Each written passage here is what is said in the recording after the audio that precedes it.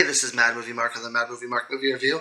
Thank you for joining me as I review the 2014 Latvian animated classic Rocks in My Pockets. His enterprising spirit combined brilliant ideas with a lack of attention to detail or thorough knowledge. Hey, well, that is fair. That is fair. I have been told that before, and I am trying to get better.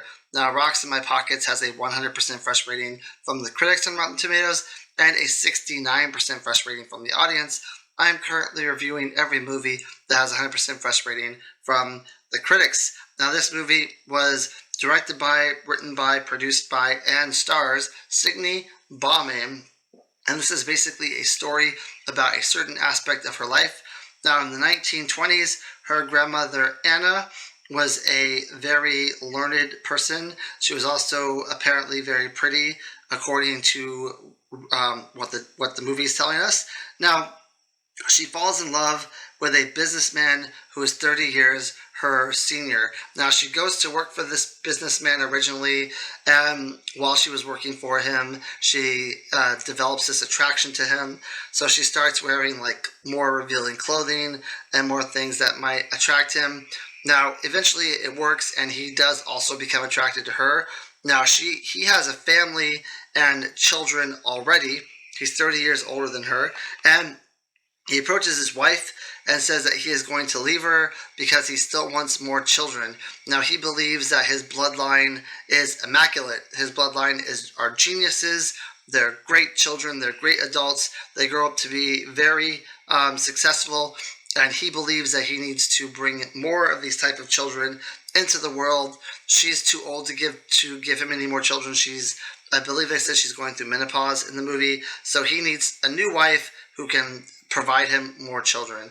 But what the movie states and what he forgets is that he does not know the bloodline of this girl who's 30 years younger than him, if her bloodline is also smart and also good looking and also immaculate children, which apparently not all of them are. So these two end up getting married, and they fall on tough times. There's a Great Depression that hits them really hard. There's also some war stuff going back and forth between two countries, in which they like lose a cow, and I think they lose like a couple sheep. They almost lose everything they have, essentially. While together, they have 8 children. Now, Anna raises the children like a fantastic mother. She gives them everything that she can. She gives them a decent education. She gives them all the love that a mother could give a child.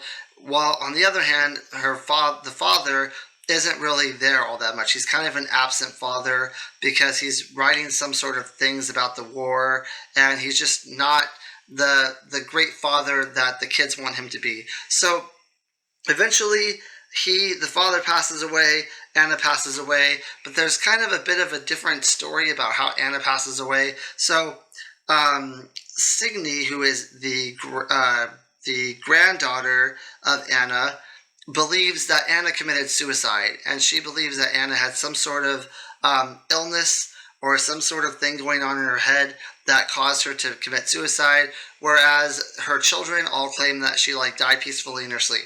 So she asks all 8 children what happened to her, how she passed away. They all pretty much have the same story. But Anna has these things going on in her head where she's constantly having these feelings that she wants to commit suicide, and that committing suicide would make her free and would make her feel free in the world and would give her some kind of something that she doesn't have already. So she at some point throughout this movie contemplates that she's going to commit suicide.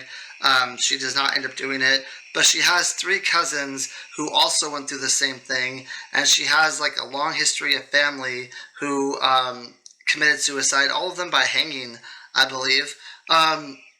So she thinks that there's something going on in the family tree where they're not well. Now, I will say I had an uncle, he has passed away. I had an uncle who had adopted parents, and the adopted parents knew who his parents were, from what I understand, and they refused to tell him who his parents were. Now, this of course worried him because he wanted to know if he was going to be susceptible to any medical problems, heart disease, diabetes, different forms of cancer. Does he have a family line that suffers from these ailments? And he never found out. They never told him. They never gave him his parents' real names. They never let him know what kind of diseases he might come across. Now, he ended up dying of diabetes, but it worried him that he was never able to receive this information. So it's kind of the same way with Signe, in that she wants to know if she has to worry about this illness. She wants to know if she has to worry about these intrusive thoughts that are going on in her head. Now, eventually she learns from, I think, one of Anna's daughters, I believe, who's a veterinarian. I honestly lost track of if this was her child or Anna's child, but she learns that her family has a long line of schizophrenia, and that is essentially what she is suffering from. Now, I figured this out pretty early on in the movie. One of the family members, I don't remember if it was the mom or one of the children or one of the cousins, but one of the family members was having these visions in her head where these voices were telling her that she should do harm to herself, or sometimes the voices would tell her that there was like a car coming straight at her and she narrowly avoided it and the voices saved her life. So she essentially believed that she should believe these voices because sometimes they were really good to her. They saved her. They got her out of situations that she didn't want to be in. So when the voices start telling her to commit suicide, that is something that she seriously considers.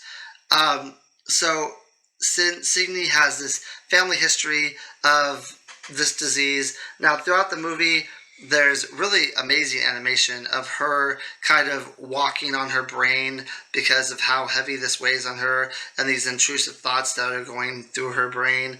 And I think they do a really good job of it.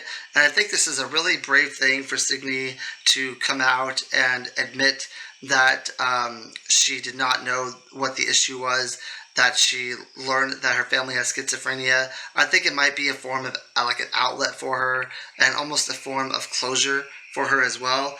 But apparently the movie explains that in Latvia they don't have this open communication system where you can talk about having schizophrenia. It's not something that it's something that people they think can be cured, or maybe that was anyway. It's not something that you talk about in Latvia. It's not something that you want people to know you have, especially since I believe they said she was trying to become a teacher, and if they realized she had schizophrenia, they wouldn't let her become a teacher anymore.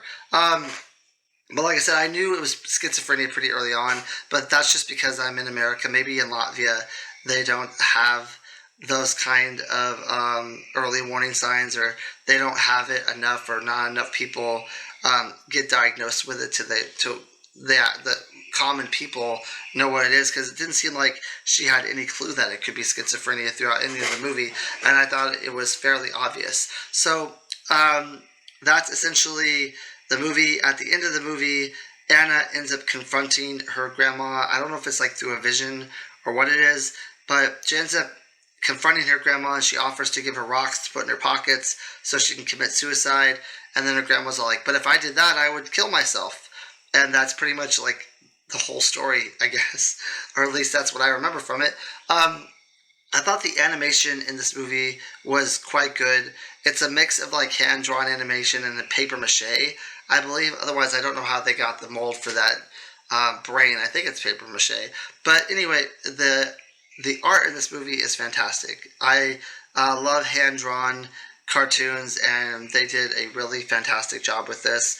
The narration from Signe I thought was a little annoying. Now, I understand that English is probably not her first language, because I think she also did this movie in her native language.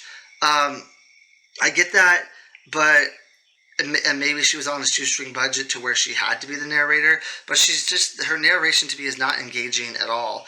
Now, the stuff she's talking about is engaging, but it's hard for me to pay attention when the narrator is just the wrong narrator for the movie. And I really felt that that was true for this movie. They really should have tried to get someone else. Even if they had to pay someone like anything, but they should have gotten someone else, because I don't think that her narration really fit the movie, and it was just kind of distracting. Besides that, I thought it was a pretty solid movie.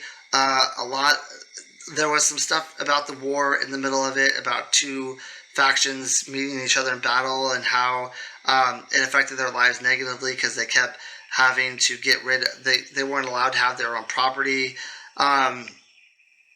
which I thought they did a really good job of that as well. That was that part of the movie, though, was kind of confusing to me. I get confused when it comes to like different countries and different countries going to war and who these countries actually are. I never usually remember any of that. But it was a pretty powerful part of the movie. I thought it was humorous that he left his wife to have children because he thought that his offspring were going to be geniuses and beautiful, because that's how he felt his lineage was. And then it ends up being the complete opposite. Also, he ends up becoming incredibly protective of her and incredibly jealous of her, to where he doesn't let her go out at all. And that is because the age gap, because he is 30 years older than her, and he is afraid that she's going to find someone else her age and that she's not going to love him anymore. So he basically keeps her away from everyone, questions everything that she does. It's a really hard life for her to live, and a lot of it out of him is because of paranoia, because he thinks he's going to lose her, which I thought it was great that she was able to kind of fight through that, raise her children the way she wanted to, give them a great education, even though her husband wasn't that great of a person. And like I said, I think this is this movie is very powerful, and she's very courageous for bringing the subject to light. I give this movie 8 out of 10. I thought it was good, not great, but I thought it was a good movie. And I hope you join me next time when I review Christmas Again. That's right, I'm going to be reviewing Christmas Again in July, because why not? Thank you. I hope you have a great day.